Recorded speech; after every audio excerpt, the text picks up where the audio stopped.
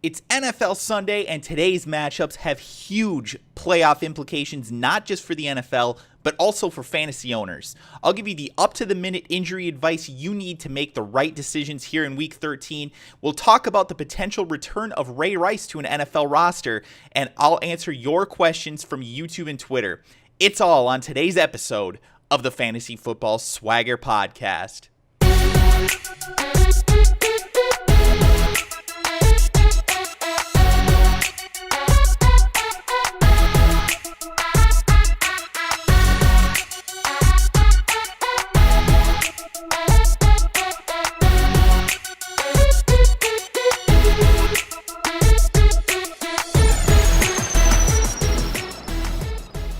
What is up, everybody? Welcome to the Fantasy Football Swagger Podcast. I am your host, Nick, also known as Kliquid, and I am here twice a week, every week, to answer your questions and give you the advice that you need to win your fantasy football leagues. The first thing that I want to do today, guys, is talk about the injury updates. Obviously, there are a ton of injuries that we could touch on, but I want to talk about the ones that have the biggest fantasy implications for today's games. Starting first with Arian Foster, who is expected to return today against the Tennessee Titans. This is a big matchup, guys. Obviously, the Texans, they're an awesome offense for running. I mean, we've seen Alfred Blue put up huge numbers this season, even when Arian Foster's been out. Foster was a top 5 running back when he was healthy. He's missed a couple of weeks here, but guys, I think that we can finally breathe a sigh of relief. We should have our RB1 back this week. Arian Foster's participated in practice most of the week, and all signs point to him playing. The Titans rank dead last in the league in fantasy points per game given up to running backs. They've given up 150 or more rushing yards in each of their past 4 games. And over that 4-game stretch, they've given up 7 rushing touchdowns as well.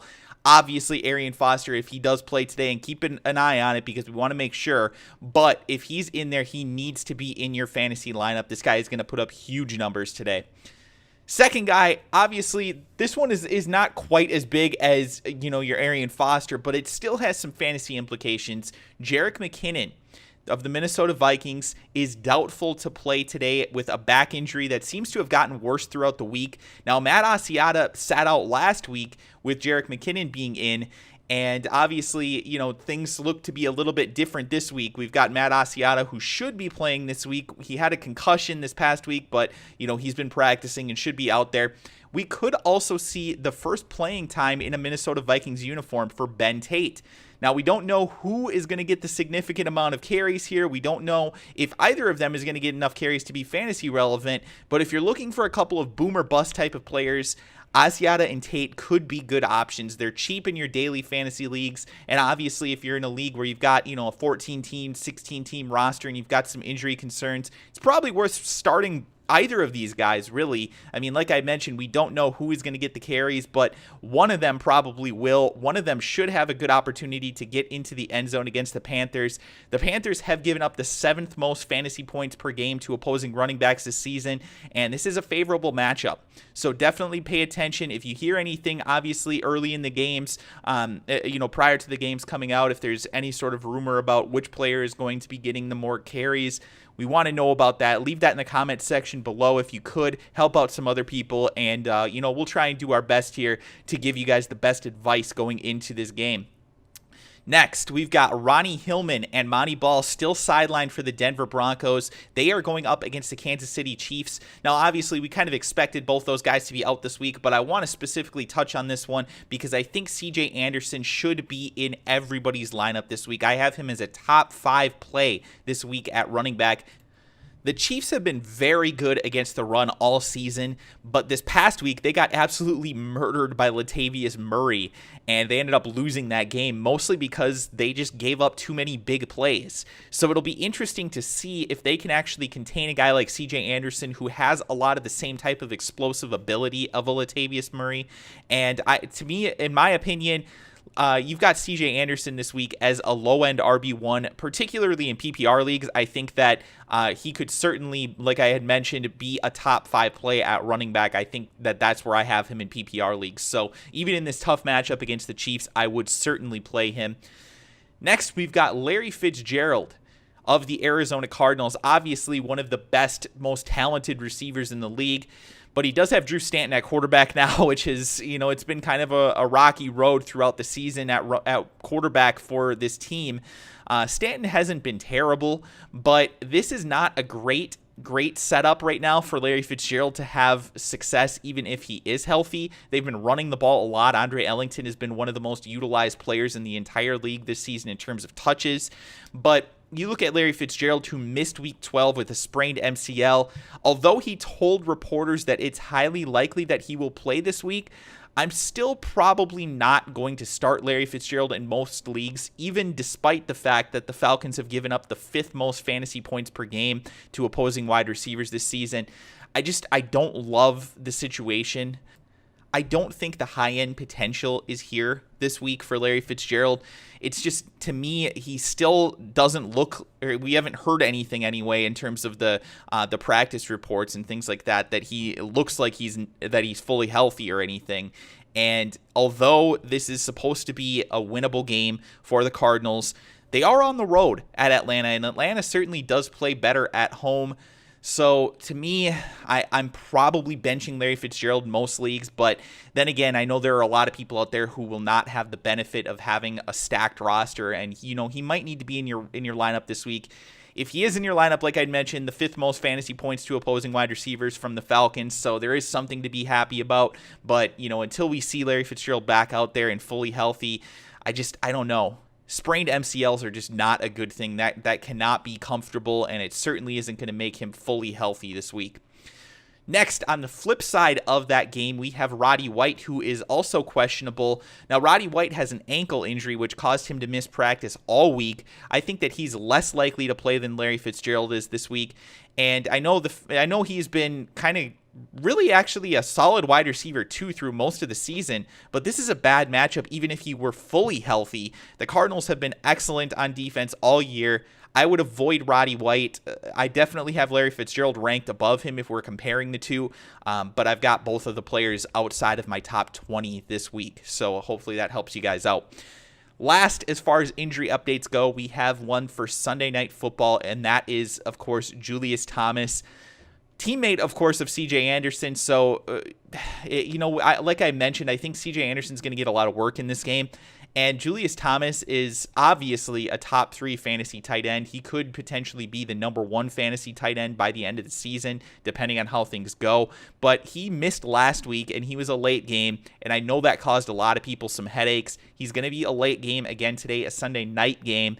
So this could be another one where, given the fact that he's a game-time decision, there could be a lot of heartache at the end of this one. If you have another decent option at tight end, I would probably go that direction today. We haven't really heard that Julius Thomas has any significant update. We haven't seen that he's been significantly better, but there has been rumors or reports from the beat writers and things like that in the Denver area that he has practiced more, I guess, but I don't think they've mentioned that he's particularly looked great out there. So, it's one of those things where you kind of have to risk, you have to look at your individual team and decide whether it's worth the risk, I guess is what I'm saying. Because if you're in a situation where you think you need a ton of points at tight end, I would probably end up playing Julius Thomas this week because obviously he's one of the few guys who could give you wide receiver 1 type of numbers.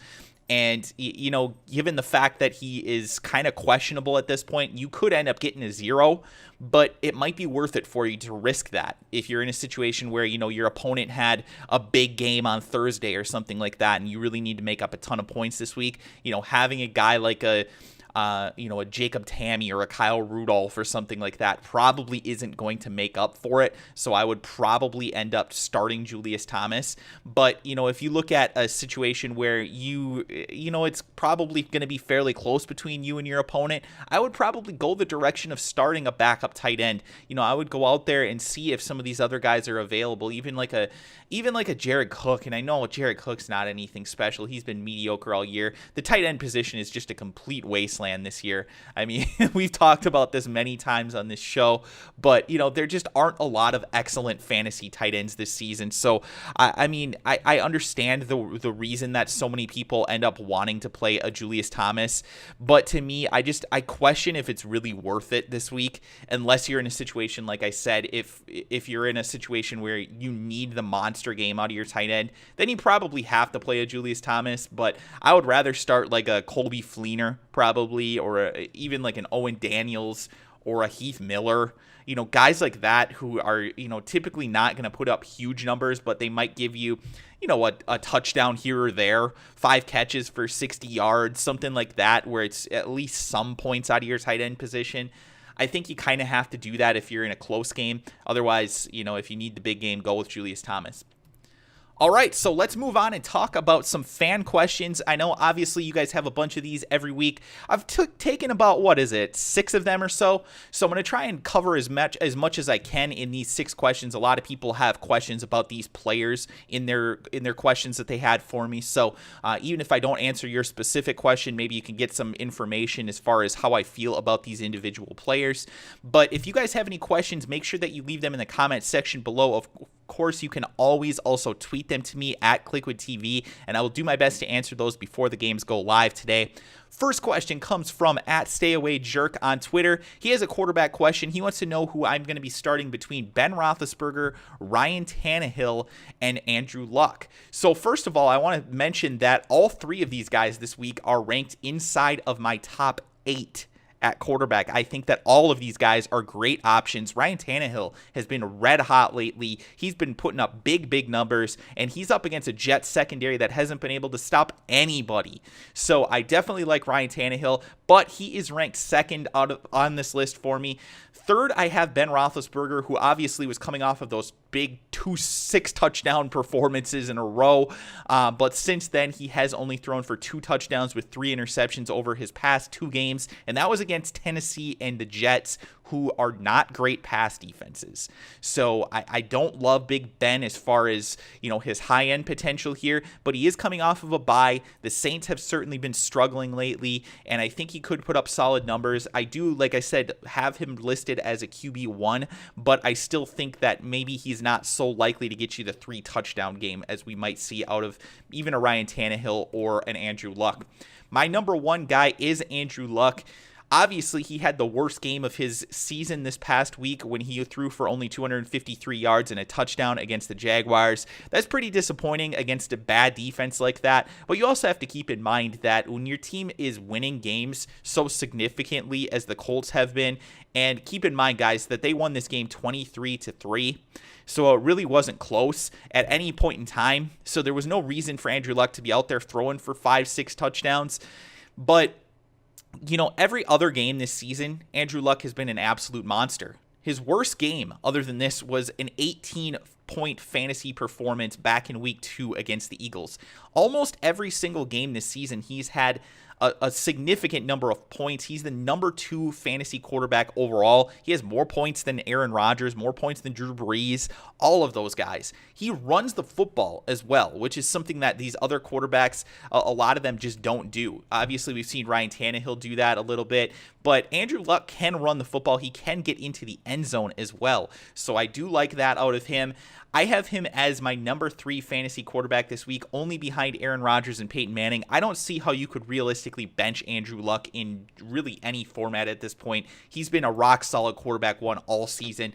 Don't be thrown off by the fact that he had a weak game against the Jaguars last week. It wasn't even a bad game. It was just like an average quarterback game, and that's like his bottom end. That's like the low end of what he could do. So I still think that you have to start Andrew Luck every single week, and just be thankful that you have guys like Ben Roethlisberger and Ryan Tannehill to potentially back him up in case he were to get injured or something like that down the stretch, because both of those guys are good options as well. Next, we have a question from @MorrisTrey on Twitter, and he wants to know, he has 3 players that he needs for a PPR league, all these guys being wide receivers: Mike Evans, Kelvin Benjamin, T.Y. Hilton, Odell Beckham Jr., Josh Gordon, Martavis Bryant, and Steve Smith Sr. So a plethora of riches here for this gentleman. He has some excellent wide receiver options this week. I'm going to go with Josh Gordon, T.Y. Hilton, and Odell Beckham Jr. I want to go on record, though, and mention that I also have Kelvin Benjamin and Mike Evans in my top 15. So you have, 5 of my top 15 wide receivers this week. So you're in, just like this guy previously, you're in a great situation this week. Obviously, you've probably done very well this season, I'm going to imagine, given the fact that you have that type of a roster. And unless you're in a 4-team league or something, there's really no way that you should have this stacked of a roster. But then again, I look at it and it's pretty much all these guys other than T.Y. Hilton and maybe Steve Smith, Mike Evans and Kelvin Benjamin were deep draft picks in most leagues. You probably were out there on the waiver wire picking up a lot of these guys. So good on you to be out there picking those guys up when they started to break out and things like that. Obviously, Josh Gordon is a must start at this point. He had 16 targets this past week in his first game back, and I've heard that he is going to be even more utilized going forward. So we certainly love that. He's a must start. T.Y. Hilton's been a monster all year, and Odell Beckham Jr. is just an absolute beast. I love Kelvin Benjamin and Mike Evans personally, like I had mentioned, both of them in my top 15 this week, but I am going to bench them just given the fact that these other guys have been so hot. And I understand Mike Evans has been red hot as well, but I like Odell Beckham Jr. just slightly over him this week. All right. Next question comes from at nparrots24, on Twitter, and he has a PPR question. He wants to know who he should start between Mark Ingram at the Pittsburgh Steelers, CJ Anderson at Kansas City, or Rashad Jennings at Jacksonville. So I don't know how you guys have such stacked rosters. This is crazy because all three of these guys are in my top 10 this week in PPR formats or standard scoring formats. I am going to go with CJ Anderson over the other two because it's PPR. Anderson's catching a ton of passes, which gives him just a slight edge over Rashad Jennings. And Mark Ingram had kind of a down week this past week. I'm still high on Mark Ingram. I still think that he can put up good numbers, but I am going to bench him this week just given the fact that it's a PPR league and he really doesn't have the potential of catching 5-6 passes, especially given the fact that Pierre Thomas is back now. So, any sort of passing downs really go to Pierre Thomas instead of Mark Ingram. Rashad Jennings is kind of the do-it-all running back for the New York Giants, but, he's still not getting the type of production that he was earlier in the season. I don't know if he's still injured or if the offense just overall isn't playing as well or what the deal is, but he hasn't been putting up the huge numbers. So I'm going to go with CJ Anderson, who has been putting up RB1 numbers, and I absolutely love CJ Anderson this week. He's in my top 5 at the running back position, so I definitely like him. Next question comes from Stevie Mack on YouTube, and he wants to know, I have a non-PPR flex question. He has Jordy Nelson versus the New England Patriots or Alfred Morris at the Indianapolis Colts.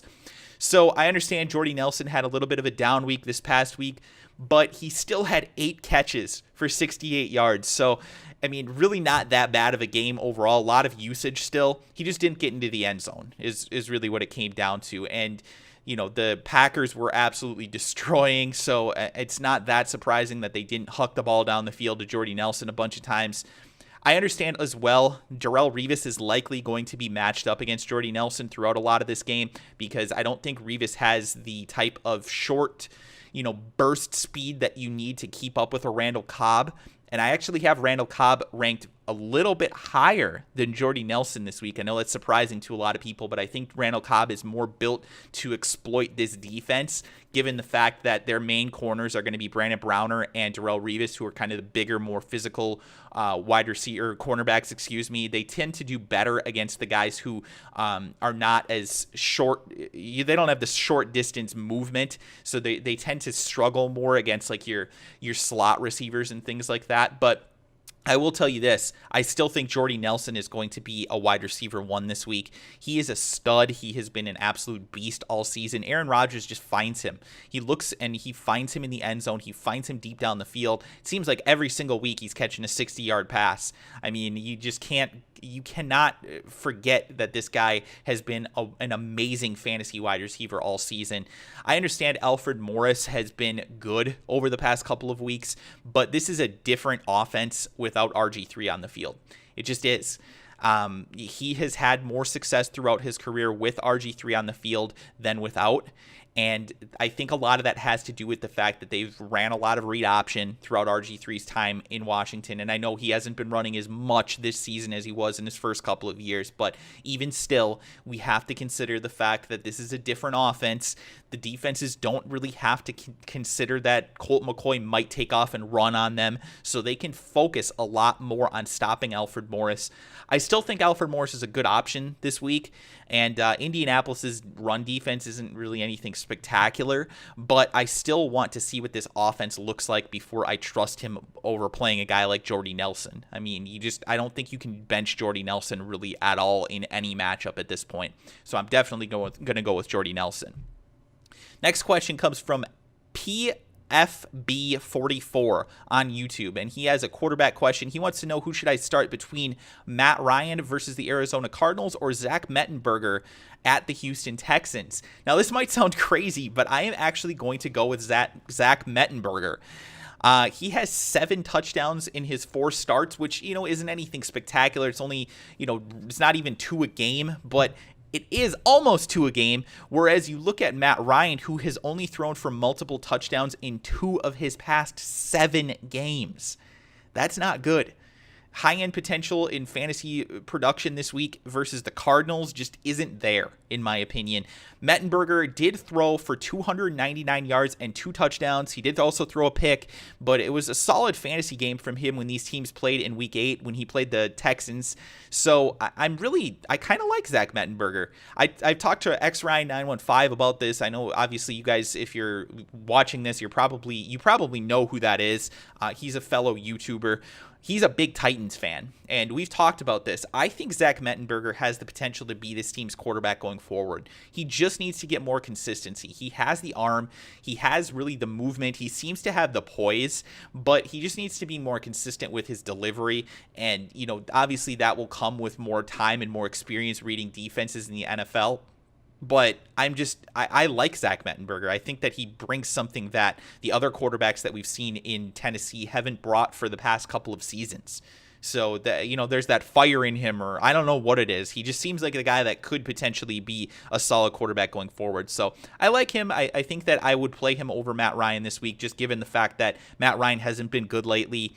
And obviously Roddy White could miss this game, so it could pretty much be the Harry Douglas and Julio Jones show as far as receiving options go. And I'm just not a huge fan of that. Julio has not been putting up good numbers lately, and Harry Douglas just, I don't really care. I just don't care at all about Harry Douglas. So hopefully that helps you out there. And like I had mentioned, if you really need like the huge game or something like that, I don't think that you can go with a Matt Ryan. I think that you just have to bench him this week. If you think that you need 10 to 15 points out of your quarterback, Matt Ryan is probably going to give you that, but I don't think he has much more than that in him this week, whereas Mettenberger could throw for 2-3 touchdowns and 250, 300 yards. So he could give you the bigger game, in my opinion. Last question comes from Dream Team Sniping 20 on YouTube, and he has a question about the running back position. Mark Ingram included in this one as well. We talked a little bit about him before, but he also has Denard Robinson against the New York Giants. Both these guys had bad games last week, but Mark Ingram hasn't scored since week 9, and that was really his calling card earlier this season. He was putting up big touchdown numbers, and when he came back, he was putting up touchdowns again. So it's now been a couple of weeks here that he has not gotten into the end zone, 3 straight games. Whereas Denard Robinson, he didn't get into the end zone last week, but he had 3 touchdowns in that same stretch. So, in my opinion, I'm still going to go with Denard Robinson. I think that he has, like I had mentioned before, I think he has the higher end potential this week against a weak New York Giants defense.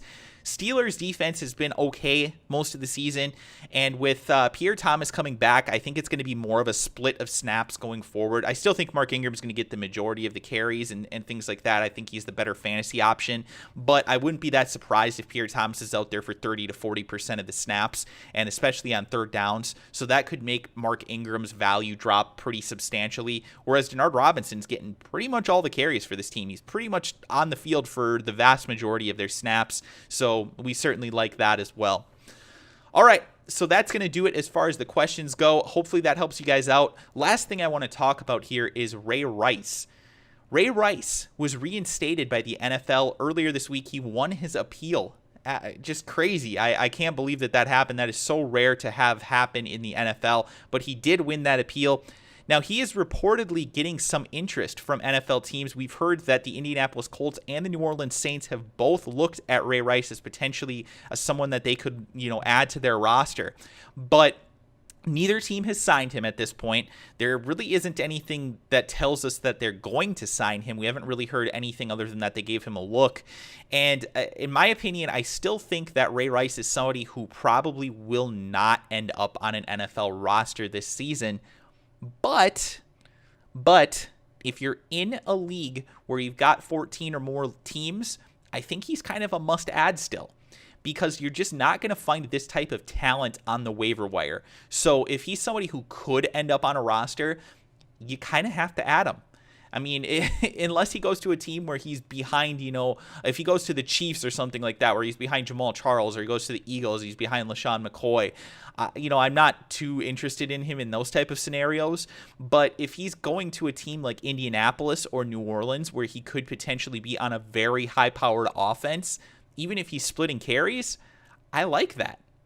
I like it a lot. I don't think either of those teams has a running back that I'm particularly worried about, getting all of the carries or anything like that. We mentioned Mark Ingram and Pierre Thomas kind of splitting carries at this point. There isn't really or splitting touches anyway.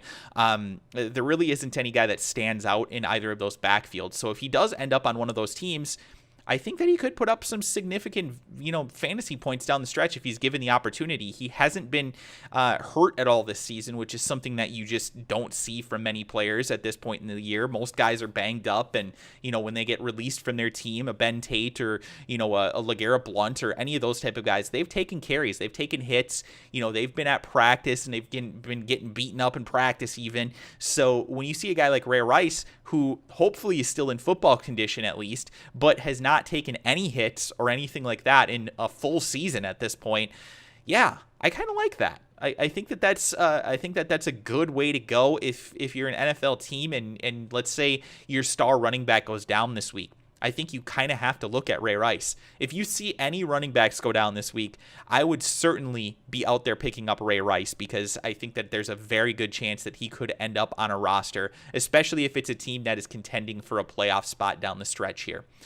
All right, so that is going to do it for today's show, guys. I do appreciate you tuning in. Thank you so much for doing that. We do always appreciate all the comments and all the likes on the videos and things like that. So I hope you enjoyed the video. If you did and you learned something, please be sure to give this video a thumbs up, and also click the subscribe button if you're new to the channel so that you can be updated when we put out a new episode.